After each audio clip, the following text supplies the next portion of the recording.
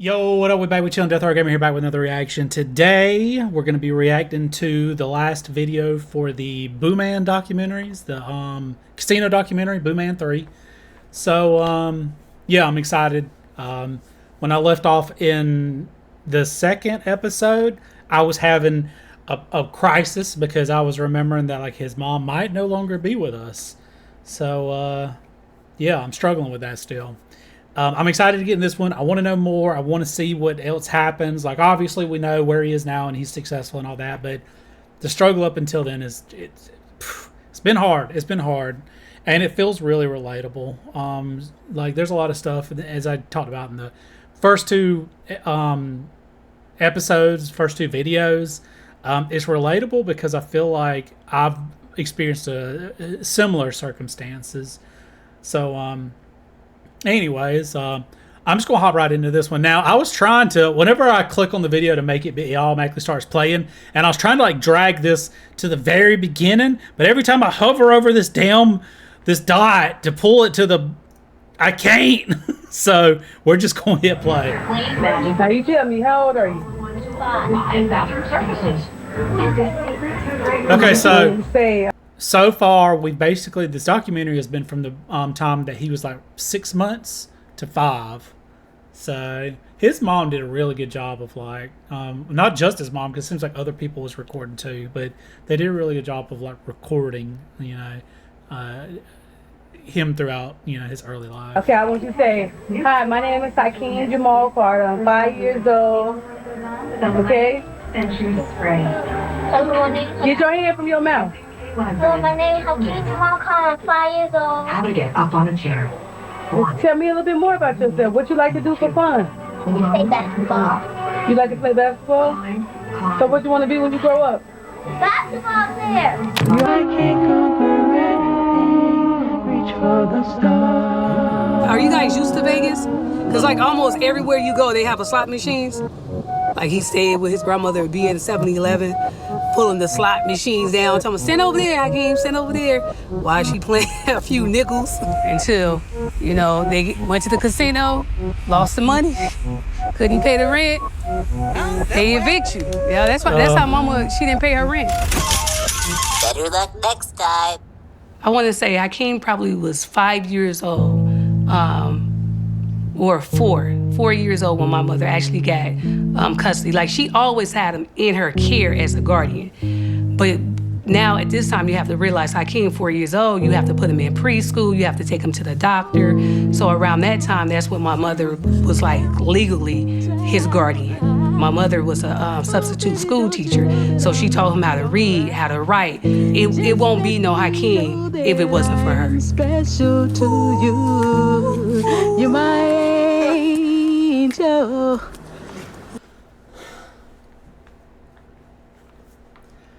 Oh God. So honestly, it was similar for me with this as well.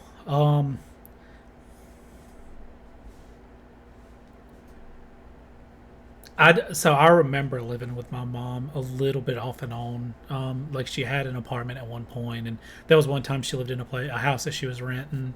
And I mean, early, like before, I think I was in school, I lived with her off and on, but we stayed with my grandma mostly. And I think what had happened was like she just didn't, I don't know, my mom never grew up. She never actually became an adult, which is sad, but it is what it is. But my grandma ended up getting custody of me and my 2 sisters, and I remember my grandma telling me about it when I was a little bit older. Basically, my mom had got arrested, and my grandma told her the only way she would bail her out is if she signed the kids over to her, so she could like make sure that we were safe. So after that, like, my grandma just like, she was the one that raised us, and she had help from like my aunt and like a couple other family members, but for the most part it was just us. So it's rough because I can,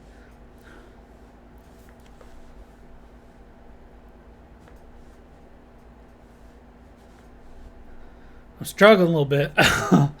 It's rough because, like, I can see how much his grandma cares about him, and she wants to make sure, like, he gets enrolled in school, he gets taken care of. Like, obviously, his mom watching him while he just runs around and he's a little kid, like, that's cool. But eventually, the kids, you know, you've got to get them ready to grow up, and that takes more than just, you know, being around while they exist, you know, and making sure they got food. You got things you got to do, and it's really good that he had his grandma, and that's what I think about. Like, I'm really fortunate to have had my grandma, and yeah. Anyways, oh Lord, we're gonna make it through it. My angel. All right. That's down. Hey, that was tight. What about you, Boo Man? You want to get your rap on? Boo Man want to get his rap on. So these were the buildings that when Hakeem, he was staying here with my mom when my mother and Janice were going through that custody battle. Mama used to stay right there in 4, right? No, yeah, Mama stayed right here. Used to walk straight down this parking lot to his school. She also didn't pay her rent and got evicted out and had to go stay with my mom here in these places because she lost all her money at the casino. I did. Oh, well, I did. Okay, did you have to tell everybody? Yo, check. I am not a lyricist, couldn't move mountains, so I aim for the pyramids. Hear from experience, I would tell my favorite girl, one time, shoo. Mama called me bipolar, grandma called me boo man, drugs in my baby stroller, needles in the playground sand. My auntie making love to the ice cream man, a child with the wolves, every day I am. That slot machine that nobody help. Niggas gamble with their life, scared to bet on themselves. My grandma gave me a keyboard when I was 12. Connie got me out the group home when I was 6. Too many alcoholics around. When grandma went to jail, I was sure I wouldn't be found. Should've stayed with Jarrell.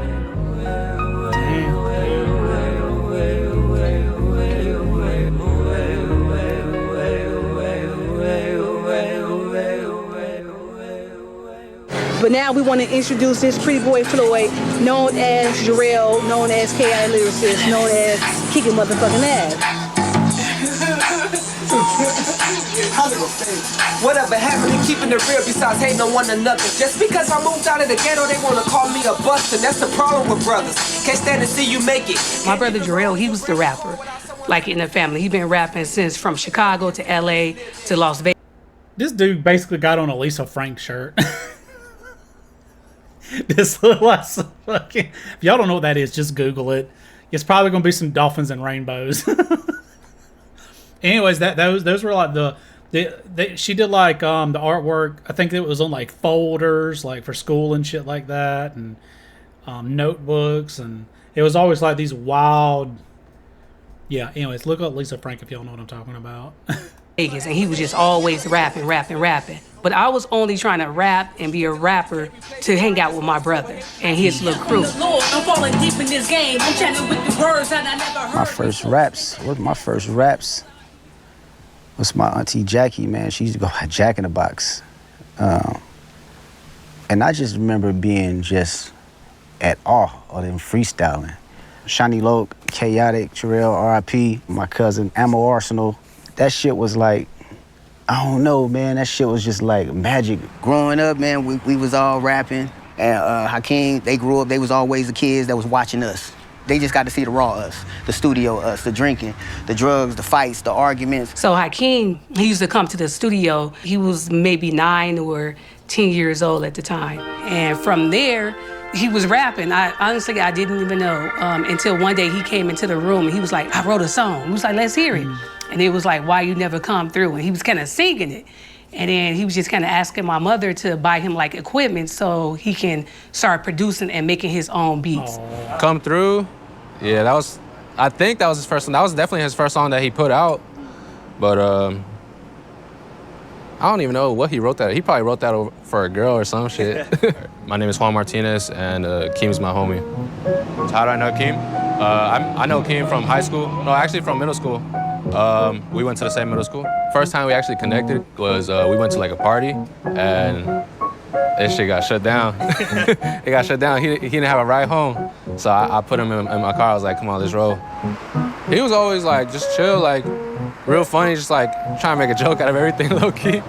He was also like a real smart ass dude, like knowing about computers and shit. Like he a nerd. He used to play like Minecraft and shit. See, everything's lit up. Listen, bro, I like some Minecraft. I started playing Minecraft a little bit after it came out, off and on, but that's kind of what I play with the kids now. My kids are old enough that like we'll all hop on Minecraft together, and we've been building stuff. This is something that we've been doing recently. So I've always been super into computers too. So it's that's always kind of been my thing. I was never like super into sports. I was never like, I've always been into like music and technology. So yeah, anyways. But if you want a specific scale, you can go here on the top. He was focused when everyone else was, children. He had his head on straight. He was already paying bills and taking care of his little brother, and he had a car, and he was working at Walgreens, and we were trying to have fun and party. When we go to his house, where it'd be a two-man, we'll be in the studio. His room was a studio. I watched him make his studio from scratch. Wow. And teach himself. For one, he wasn't rapping at first. Bro was making beats.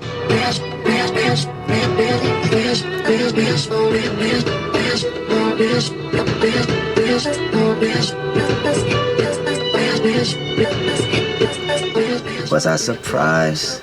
No, I wasn't surprised. You know why? Because it started off with beats. And I was like, oh, okay, I see what went down here.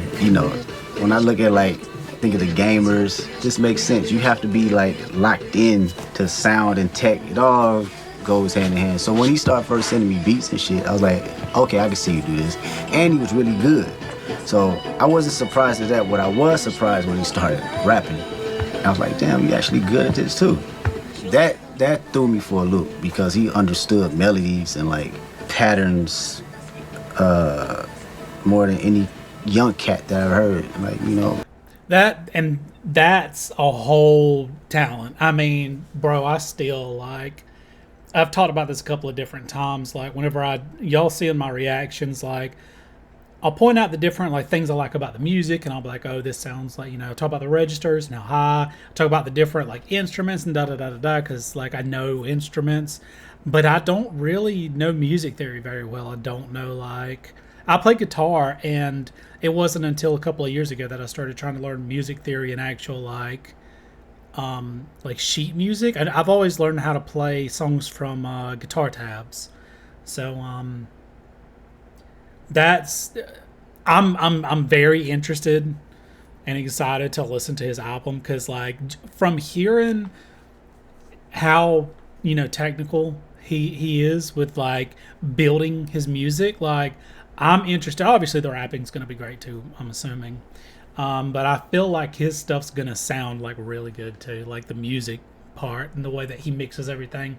And I could kind of tell, I don't know if it was in part one of the documentaries, but it kind of done a little sneak peek of him okay, layer this, do this. He's giving the person instructions on how to do the stuff, but I wouldn't even know where to start. So you could tell that this is something that he spent a lot of time and given a lot of attention to. So I really like that.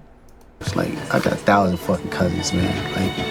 1,000 friends that rap and do music and shit. Out of all of them, he was the best one at 14, 15 years old. Now, coming from Kendrick Lamar, that is a fucking praise. You bro, imagine that's high praise. You know what? Take these beats. Let me see what you do with these beats. You know what I'm saying? My whole thing, you gotta work for this shit. I don't give a fuck who you is. From my point of view, I treat you just like you was Joe Blow off the corner. Let me see what you can do personally. The songs, upload it. Let me see if you can generate some buzz for yourself.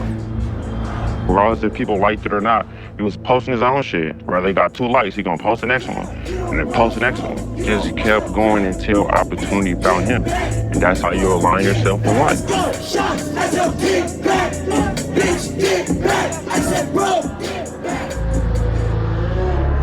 the teachers or principals were calling me because he was in California making music. So I called Kendrick and I was like, hey, you know, the principal just called and they just worried about like what's going on with Hakeem, and you know, they're saying that they're gonna send out someone for educational neglect. Yeah, he would be in his room for a minute. The only time he would probably go out was probably just to eat. But yeah, he'd be locked in his room. Especially like even like end of high school, he was pretty much homeschooled and stayed. Bro stopped coming to school and shit. He came sometimes, but he didn't have to no more, and everyone knew it. But he just came just to, you know, and get the glory that he deserves. It's a path. I wonder why this dude's got his face blurred out, because this is the thing. If he was on an episode of Cops or something, I would understand, but he's on a documentary about his friend. So obviously, like, if he's like a high-profile gang member or something like that, maybe he doesn't want to be on camera, but I don't know why, because, like, there's nothing in this documentary tying him to anything illegal or anything like that. He's literally just a dude. So obviously I've noticed, like, since I think it's been showing this dude since like the very first episode. And so I don't know, like, for all I know, this dude don't even know Baby Keem, and he's just got his face blurred out so they can't prove it. I don't know. Anyways, it's interesting because, like, is he in, like, I don't know if he's in like the witness protection program or something, but that's been like a gear that's been turning ever since I first seen him, because he's got his face blurred out. But I for the purposes of this documentary, I don't understand why, because he's not like admitting to any crimes. He's not, you know, doing anything. So he never left me or been like, bro, you gotta wake up. By the time I went to prison, he was already Baby Keem. So that's how we split. So it was like when I hit my lowest, he hit his height. That's an interesting, what's the way I want to explain this? That's an interesting contrast, because I'm pretty sure it was that dude earlier that said, oh, well, you know, he was working at Walgreens and we was all out trying to party. And you see, he just said that whenever he hit his lowest, Baby Keem hit his highest. And that kind of goes to show you where, like, you know, dude had his head down, working as hard as he could, and he's made it because he's put all this hard work into it. I'm not bitter about his success, because that's not my success. We make our own choices. I don't think anybody really ever understand where I'm coming from unless they watch their best friend become a superstar. Who the fuck told you I wouldn't get bigger? Hating that nigga waiting on me to slip up. Who the fuck told you I wouldn't get bigger? It's not trying to get to the chili bitch getter. Nigga like me, I got some bitch getter. Nigga like me, I do. Family ties, Baby Keem and Kendrick. Let's go!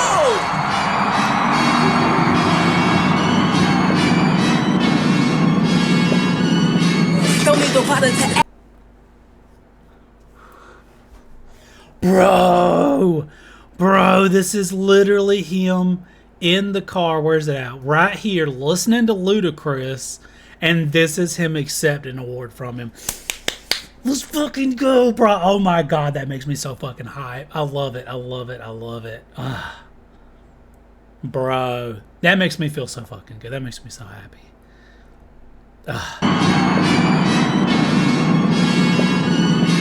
Don't need no water to ask, cause nigga, you ain't got no game. Oh, it's like that, hey, you know what? Fuck you. No nigga, fuck you. Girl, now we looking out for trouble. We was 6 deep in the hood, though. Keeping my mystique when I hustle. Nigga trying to do the impossible. Burn out in traffic, going bonkers. 992 Boogie Monster. Nigga, whole time. Yo. Niggas wanna do shit like pop tarts. I beat their ass with the #1 lyricist.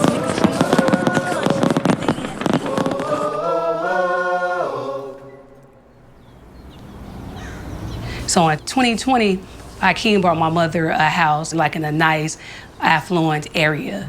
And yeah, my mother was so happy about that house. My mother said the best thing in life that ever happened to me was when she was given that house. Yeah, she was happy. Yeah, man, that's his grandma, man. She took care of him, and my auntie, she took care of all of us. She the reason why I'm down here, you feel me? She put me in that car. So, you know what I'm saying, my auntie was the foundation of everything, and it's kind of like when she died, it kind of like, everybody kind of like, because already when grands died, you already know how the family just dismantled. But saying like when my auntie died, the family really dismantled, G. But yeah, man, she took care of Hakeem, man. She took care of all of us. And I know that fucked him up when she died, man. But, you know, that's life, man. Let me back up for just a second. Obviously, I'm dealing with one emotion at a time. The full circle of him buying his grandma a house. I love that so much, man.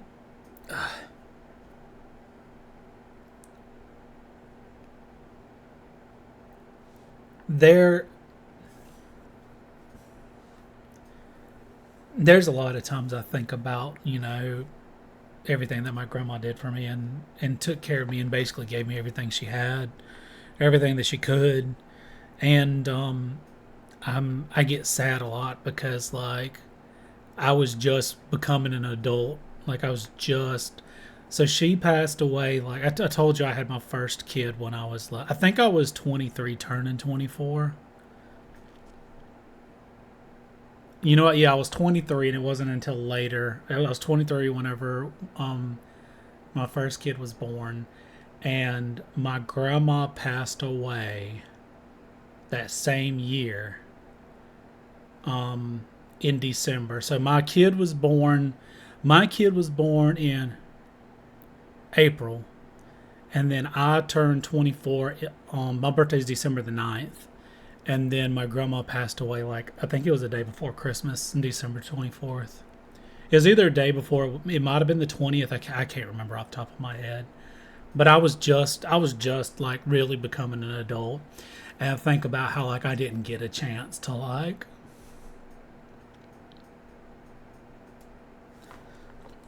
I didn't really get a chance to, like, repair or do stuff for her, like, buy her, like, you know.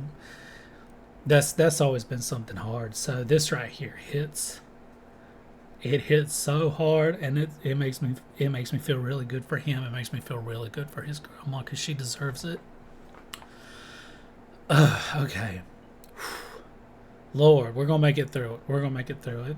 It's crazy because a lot of this stuff that has me emotional it's emotional for, like, personal reasons almost, but I think it's about to transition to talk about his mom dying. So let's Lord, let's deal with that. She was given that house. Yeah, she was happy. Yeah, man, that's his grandma, man. She took care of him, and my auntie, she took care of all of us. She the reason why I'm down here, you feel me? She put me in that car. So, you know what I'm saying? My auntie was the foundation of everything, and it's kind of like when she died, it kind of like, everybody kind of like, because already when grands died, you already know how the family just dismantled. But saying like when my auntie died, the family really dismantled, G. But yeah, man, she took care of Hakeem, man. She took care of all of us. And I know that fucked him up when she died, man. I'm having a hard time following his, like, explanation to this. He's like, my auntie died and the Grams died. Like, I don't know who he's talking about. I'm assuming the auntie is Keem's mom. Like, I don't know. He's kind of all over the place. So I'm trying to, like, figure out what's happening. But, you know, that's life, man. You move on and you get better. My grandma used to love homeless people. Like, just homeless people in general. That was her thing. She used to always have these, like, men, like, these homeless, like, ish men, homeless-ish type men, like, you know. Anyway, she would send me out with them to go sell candy.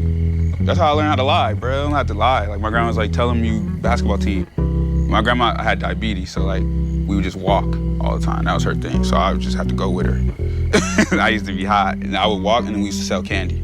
That was, like, the two things, so. Walking home with my grandma, shit crazy. Something always was, like, fun, though, about it. Like, it was, like, a weird, like a weird thing. So now I look back at it like, damn, that was kind of cool. Like, we didn't have shit, but it was cool. We didn't have shit, but it was cool.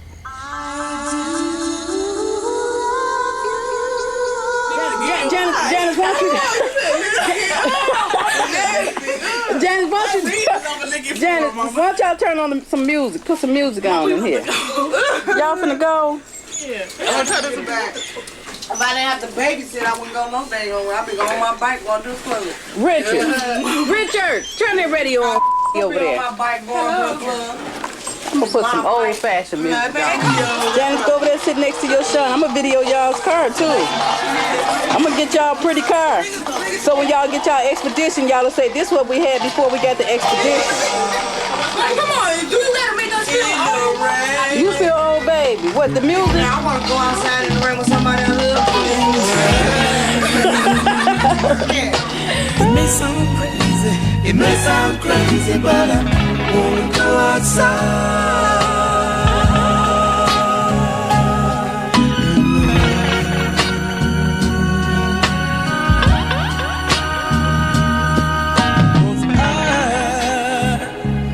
I think I'm gonna cry.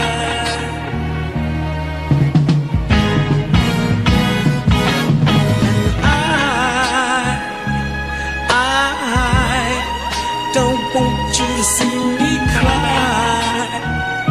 Well, it's time to go. I'm about to get on it back. Good night, sweetheart. Well, it's time to go. Hey, man, it's time to go, man. Come on now. Mother's Day. Blessing that we all are here. Everybody is alive. This is a blessing. Thanks to God and His Son, Jesus Christ. You ugly.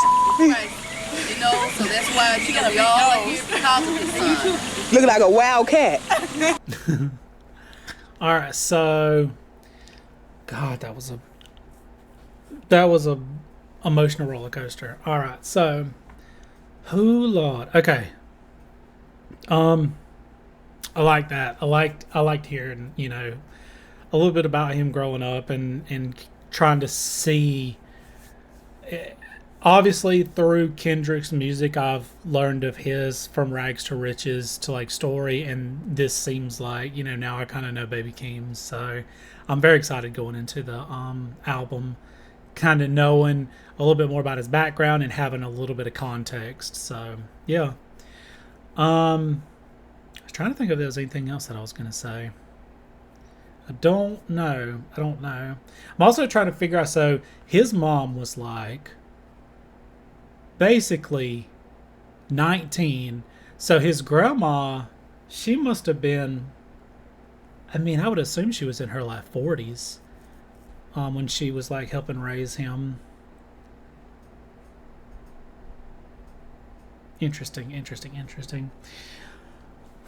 All right, well, we are gonna wrap it up here. I don't really know what else to say. I enjoyed this. This was a good documentary. I mean, even, let's just say randomly, I don't even like the music, like, which I know I will, but this is just hypothetical. Even if I don't like the music, I'm still glad that I watched this and got to see this, because this was a whole ass experience, and to me this was very relatable. Like, there's so many things that like feel similar to my life, which again, like, it's hard because I don't want to take anything away from this or make this about me, because it's not simple. Like, we're watching this, like, this is about this, but I don't know, I guess this is my kind of way of talking through things and letting you guys know a little bit more about me and why this makes me so emotional. So anyways, yeah, I'm gonna wrap this one up here. I don't really know what else to say. I really liked this. I'm super excited to go into the album with a little bit more, like, you know, background on Baby Keem and who he is, and, you know, how he grew up. So if you like the video, don't forget to leave a like. Don't forget to subscribe. It's free, and don't forget to leave me a comment. Let me know what you think. Did you watch all? I'm assuming you, if you're here watching this right now, you've watched the other two. So I was gonna say let me know if you've watched, but I'm sure you have. Just in the comments, let me know what you think about the whole documentary. If there's any questions that I asked up until now that haven't been answered in some other comment or something, let me know. I've asked a lot of questions, but I feel like I've found the answers throughout for some of them. But yeah, if there's any like things where you guys want to kind of fill in some blanks on the knowledge that I'm not quite sure about, or that I didn't pick up on, because there's probably things I didn't even notice or didn't realize, let me know. I always like that. You guys do a really good job of pointing out things that like I just completely like miss. So the other thing that I'm curious about, and this is completely random, I was looking around. Obviously everybody was crammed into that house. Like, here, let me back it up right. I literally gave my outro and then I'm going back. It was showing this part where everybody was crammed into the house, there's the song that he does called Auntie Diaries, where he says that one of his aunts is a man now, and then he also talked about one of his cousins is a woman now. I didn't know if any of them was in here. I was kind of like looking. Obviously he said he's got like hundreds of cousins, so they might not even be. This might not be any of them. I don't know specifically who it is, but I was kind of curious about that. So if you know, let me know. If not, it's whatever. But anyways, guys, we'll see you in the next one. Peace.